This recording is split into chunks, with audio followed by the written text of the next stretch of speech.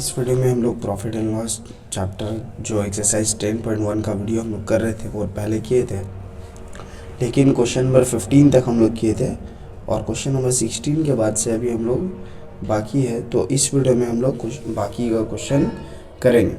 तो शुरू करेंगे हम लोग क्वेश्चन नंबर 16 से। क्या लिखा है? A publisher expanded rupees 3,875 for buying papers, rupees 3,315 for printing, and rupees 810 for binding of 2,000 copies book. He sold to book. He sold the booksellers and makes a profit of 20% after giving discount of 20%. Let us determine the market price of each book. तो question का मतलब क्या है कि एक publisher है जो इतना रुपया का पेपर ख़रीदा, इतना रुपया का प्रिंटिंग किया और 810 रुपया का बाइंडिंग किया और सब मिला के 2000 कॉपी बनाया है बुक का, यानी 2000 पीस बुक बनाया है।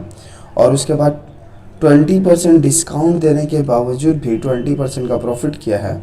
तो बताना है कि मार्केट प्राइस क्या है बुक का, यानी कि बुक के ऊपर जो प्राइस छपा है, जो MRP बुक का होगा, वो बताना है क्या होगा। तो एक चीज़ यहाँ पे है कि कॉस्ट प्राइस का मतलब क्या होता है कि कितना रुपया खर्च हुआ है। तो यहाँ पे जो 3 बार खर्च हुआ है, एक बार पेपर ख़रीदने में, एक बार प्रिंटिंग में और एक बार बाइंडिंग में, तो ये तीनों जो अमाउंट को मिलाएंगे तो मेरा कॉस्ट प्राइस बनेगा। और ये कॉस्ट प्राइस कितना बुक का बनेगा? 2000 कॉपी का बनेगा। यानी कि इतना रुपया खर्च करके 2000 कॉपी बना है, तो 2000 कॉपी का कॉस्ट प्राइस क्या होगा? इसको ऐड करने होगा। कॉस्ट प्राइस का मतलब होता है कितना खर्च हुआ है। तो यहाँ पे हम लोग लिखेंगे cost price of 2000 copies equal to rupees, तीनों को ऐड कर देना है। तो ऐड करने से आएगा 8000। अब अगर हम लोग एक कॉपी का कॉस्ट प्राइस निकालना चाहें तो यहाँ पे क्या लिखा है? 2000 का कॉस्ट प्राइस हो रहा है 8000। तो एक कॉपी के लिए क्या करने होगा? डिवाइड करने होगा 8000 को 2000 से, और जब काटेंगे तो आएगा 4। तो कॉस्ट प्राइस हम लोग को पता चल गया एक कॉपी का कॉस्ट प्राइस है 4 रुपये। अब हम लोग को सेलिंग प्राइस पता करना है। तो जैसे पहले करते थे, दो कॉलम बनाएंगे CP और SP का। CP हमेशा लेंगे 100 और SP यहाँ पे होगा 120, क्योंकि 20% प्रॉफिट लिखा है। उसके बाद SP हमको नहीं पता तो क्वेश्चन मार्क दे दिए। कॉस्ट प्राइस हम लोग को पता है, तो यहाँ पे ₹4 है तो यहाँ 4 लिख दिए। अब SP निकालने का क्या तरीका है? यहाँ पे लिखेंगे, यहाँ पे जो SP निकलेगा वो एक बुक का निकलेगा, एक कॉपी का निकलेगा, क्योंकि हम लोग यहाँ पे जो कॉस्ट प्राइस पुट किए हैं, हम लोग एक कॉपी का कॉस्ट प्राइस पुट किए हैं, इसलिए SP भी निकलेगा, एक कॉपी का निकलेगा। तो लिखा है SP of 1 copy equal to ₹120 into, और इसको हम लोग क्या करते हैं? हमेशा उल्टा करके लिख देते हैं 4/100। यहाँ पे हम लोग कट करेंगे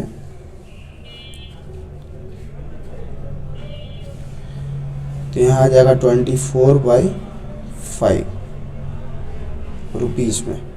12 2 24/5 रुपीज़। तो अब हम लोग को सेलिंग प्राइस भी पता चल गया। अब पता क्या करना है? मार्केट प्राइस पता करना है एक बुक का। तो मार्केट प्राइस निकालने के लिए हम लोग को फिर से 2 कॉलम बनाना पड़ेगा। एक होगा मार्केट प्राइस और एक होगा सेलिंग प्राइस। मार्केट प्राइस को 100 लेने से सेलिंग प्राइस आएगा 80, क्योंकि 20% डिस्काउंट है। मार्केट प्राइस हम लोग को पता नहीं है तो क्वेश्चन मार्क होगा यहाँ पे, और सेलिंग प्राइस होगा 24/5, जो इससे पहले हम लोग निकाले थे। तो अब मार्केट प्राइस निकालने का क्या तरीका है कि 100 को लिख देंगे और इसको उल्टा करके लिखेंगे। तो यहाँ लिखेंगे market price of each book equal to rupees, 100 को लिख देने के बाद इंटू देंगे 24/5 होगा यहाँ 5, और उसके बाद क्या करना पड़ता है? 80 से डिवाइड करना है, तो 80 को हम लोग नीचे लिख देंगे। अब यहाँ पे 0 0 काटना है, यहाँ पे 5 से 2, 8 से 3, तो 3 2 हो जाएगा 6। तो market price of each book कितना हो गया? ₹6। यही होगा इसका आंसर।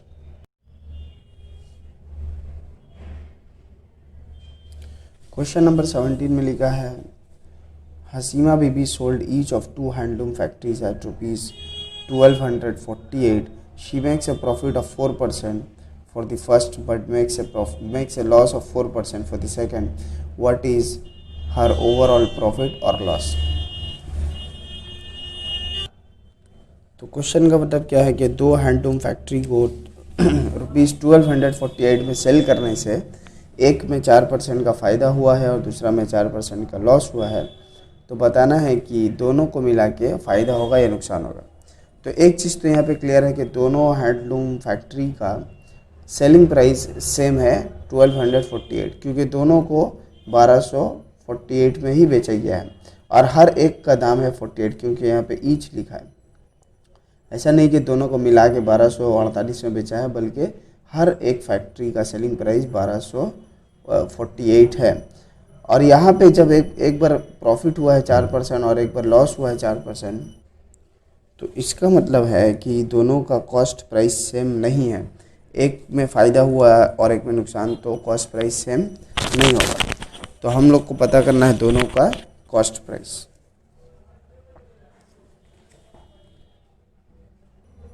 तो क्वेश्चन को हम लोग इस तरह से बनाएंगे, एक हेडिंग बनाएंगे फर्स्ट फैक्ट्री, उसमें सीपी और एसपी का कॉलम रहेगा। सीपी होगा 100 तो एसपी हो जाएगा 104, क्योंकि 4% प्रॉफिट है। कॉस्ट प्राइस हम लोग को पता करना है, तो यहाँ है क्वेश्चन मार्क, और सेल प्राइस क्वेश्चन में दे दिया है 1248। कॉस्ट प्राइस पता करने के लिए क्या कराएंगे, 100 लिख के इसको उल्टा लिखा जाता है। उसके बाद हम लोग को काटना है और काट के आंसर लाना पड़ेगा। तो यहाँ पे हम लोग 4 से काटेंगे तो 4 2 से 8, 4 2 से 8 होगा और 4 6 से 24, यहाँ पे जाएगा 4 3 से 12, 4 1 से 4, 4 2 से 8। उसके बाद हम लोग 13 से काट दें तो यहाँ 2 बार में और यहाँ 2 बार में 26। उसके बाद 5 इधर आया तो 4 टाइम्स में 52, यहाँ पे कटेगा 12, तो यहाँ पे आ जाएगा 1200। 100 इंटू 1200। उसी तरह से सेकंड फैक्ट्री का हेडिंग बना के हम लोग को सेकंड फैक्ट्री का कॉस्ट प्राइस निकालना होगा। लेकिन यहाँ पे 4% लॉस हुआ है, इसलिए यहाँ पे 96 लिखेंगे और उसी तरह से 100 को लिख के इसको उल्टा करके लिखेंगे और फिर 4 से इसको काटेंगे। तो यहाँ आएगा 4 2 से 8, 4 4 से 16 और यहाँ पे 4 से इससे पहले हम लोग काटे ही थे, लिख देते हैं उसी को देख के, 312। उसके बाद यहाँ पे अब 4 से काटेंगे तो 6 आएगा, यहाँ पे करेंगे तो 7 टाइम्स में आएगा 28, 3 इधर आया 32, ये चला गया 8 बार में। 6 से काटेंगे तो 6 1 से 6 और 6 3 से 18 होगा, तो यहाँ आ जाएगा 1300। अब हम लोग को तो ओवरऑल प्रॉफिट निकालना है, तो हम लोग को टोटल कॉस्ट प्राइस पता होना चाहिए। तो टोटल कॉस्ट प्राइस इससे पहले कितना आया था, 1200 और 1300, दोनों को ऐड कर दिए 2500 हो गया। उसके बाद टोटल एसपी, तो टोटल एसपी किस तरह से निकलेगा, एक ठो का दाम है 1248, तो दूसरा का 2 से इंटू कर देने से दोनों का निकल जाएगा, यहाँ पे आ जाएगा 2496। अब यहाँ पे कॉस्ट प्राइस और सेल प्राइस को देख के लग रहा है कि यहाँ पे लॉस हुआ है, क्योंकि कॉस्ट प्राइस ज़्यादा है, सेल प्राइस कम है। तो जब कॉस्ट प्राइस ज़्यादा हो, सेल प्राइस कम हो, तो क्या होता है, लॉस होता है। तो हम लोग लिख देंगे ओवरऑल लॉस इक्वल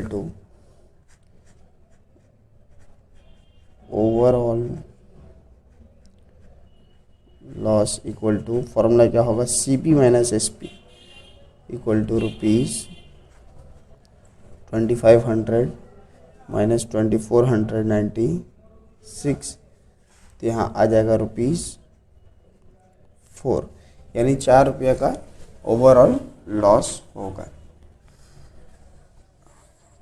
अब क्वेश्चन नंबर 18 जो है ये रॉन्ग क्वेश्चन है। अगर क्वेश्चन को आप लोग सही से पढ़िएगा तो समझ में आएगा कि क्वेश्चन में क्लियरिटी नहीं है, रॉन्ग है।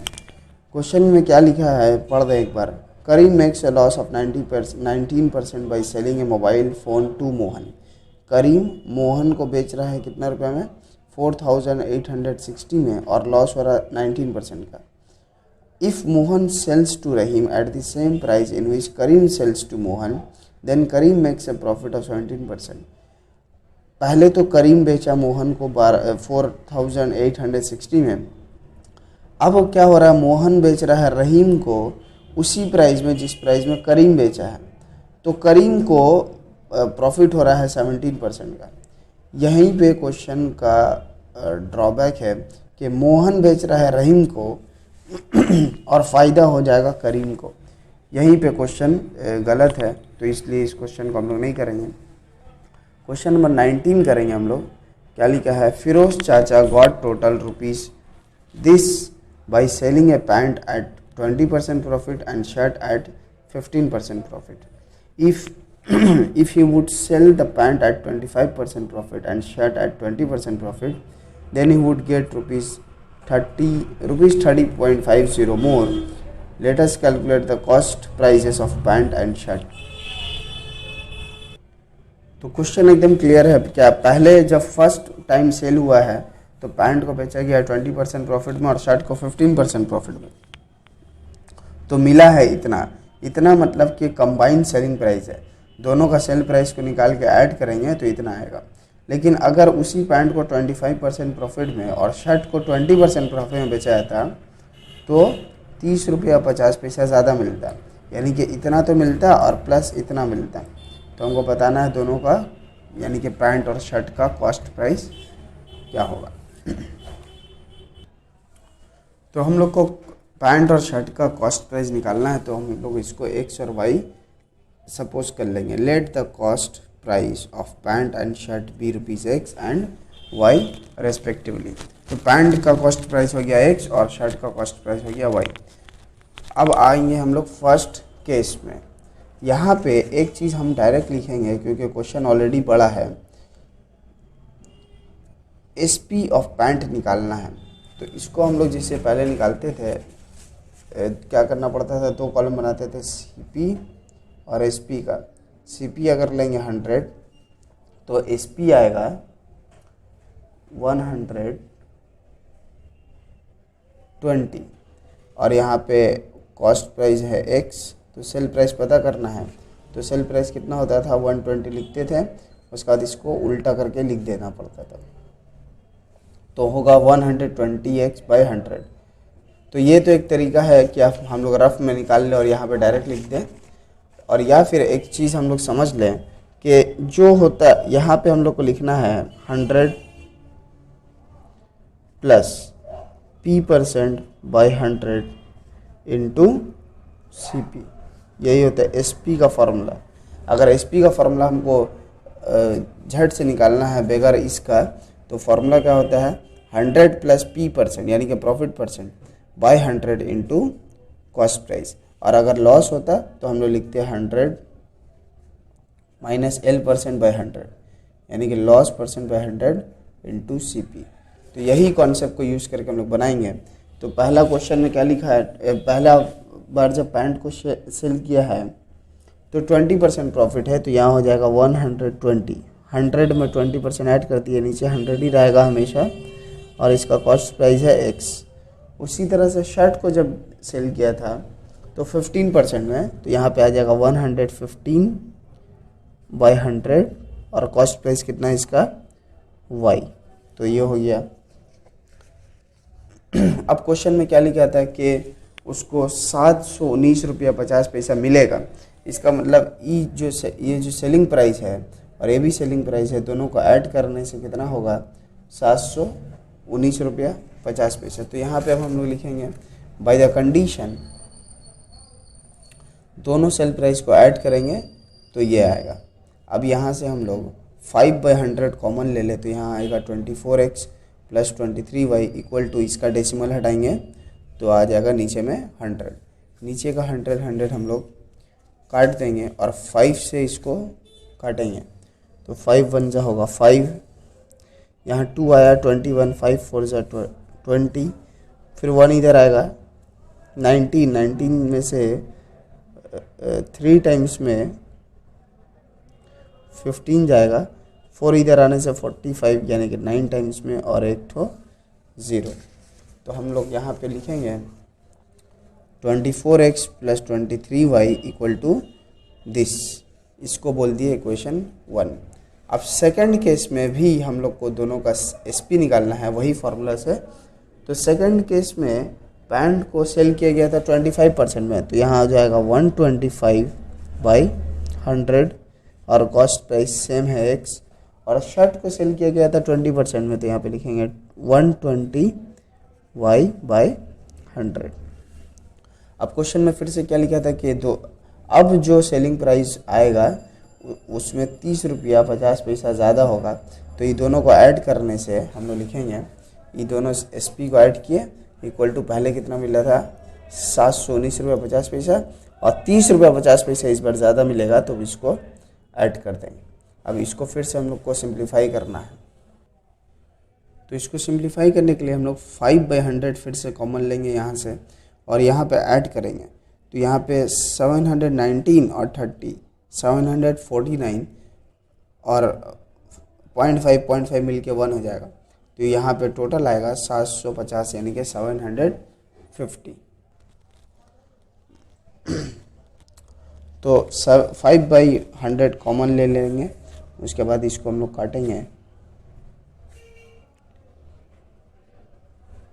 इसको क्रॉस मल्टीप्लाई करने से आ जाएगा 15,000। तो ये हो गया इक्वेशन 2। अब अगर हम लोग इक्वेशन 1 और 2 को देखें तो इक्वेशन 1 और 2 में जो कोएफिशिएंट है यानी कि 25 और ये 24 और इधर पे जो बड़ा ऐसा नंबर है, इसको अगर हम लोग नॉर्मल एलिमिनेशन मेथड से सॉल्व करना चाहेंगे तो मैथ्स बहुत ज़्यादा बड़ा हो जाएगा और मल्टीप्लाई जो होगा बड़ा होगा, क्योंकि इससे पहले जो इक्वेशन 1 आया था, जो इक्वेशन 1 है यहाँ पे राइट हैंड साइड में क्या है 14,390, तो इसको 24 से या 23 से या 25 से मल्टीप्लाई कराना और ज़्यादा ये होगा। इसलिए हम लोग यहाँ पे क्या करेंगे, इक्वेशन 1 और 2 को सब्ट्रैक्ट करके एक तो थर्ड इक्वेशन निकालेंगे जो एकदम आसान होगा। इसको भी हम करके दिखा रहे हैं।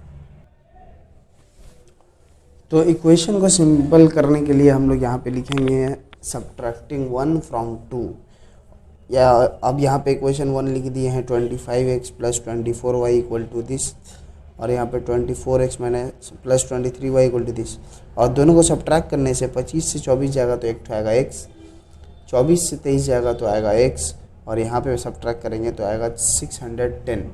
अब जो इक्वेशन 3 आया है एकदम सिंपल इक्वेशन है x plus y equal to this, इसके साथ हम लोग 1 या 2 को सॉल्व करेंगे। इसका मतलब हम लोग या तो 1 और 3 या 2 और 3 को सॉल्व करेंगे तो हमको ज़्यादा परेशानी नहीं होगा। तो यहाँ पे हम लोग लिखे हैं सॉल्विंग 2 एंड 3, यानी कि हम लोग 2 और 3 को सॉल्व कर रहे हैं। इक्वेशन 2 और 3 को लिख लेंगे जो लिखा है। अब यहाँ पे y का कोएफिशिएंट सेम करना है, तो यहाँ पे 24 से मल्टीप्लाई करेंगे। 24 से मल्टीप्लाई करने, तो इक्वेशन 1 में तो हम कुछ मल्टीप्लाई किए नहीं, इसको इसी तरह से लिख देंगे। इक्वेशन 2 को 24 से मल्टीप्लाई करेंगे तो आएगा 24x 24y, और यहाँ पे आप लोग मल्टीप्लाई करके चेक कर लीजिएगा 14,640 आएगा। अब यहाँ पे हम लोग को क्या करना है, सब्ट्रैक्ट करना है और y कट जाएगा।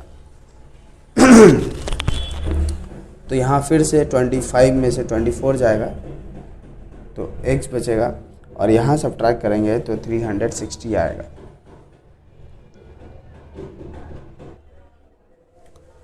x का वैल्यू निकलने के बाद इक्वेशन 3 से हम लोग x का वैल्यू पुट करके y का वैल्यू निकालेंगे तो आएगा 250। इसको आप लोग खुद से करके देख लीजिए। तो x मेरा क्या था, कॉस्ट प्राइस ऑफ पैंट, तो यहाँ पे हो जाएगा cost price of pant equal to ₹360 और कॉस्ट प्राइस ऑफ शर्ट हो जाएगा 250। यही हो गया इसका आंसर।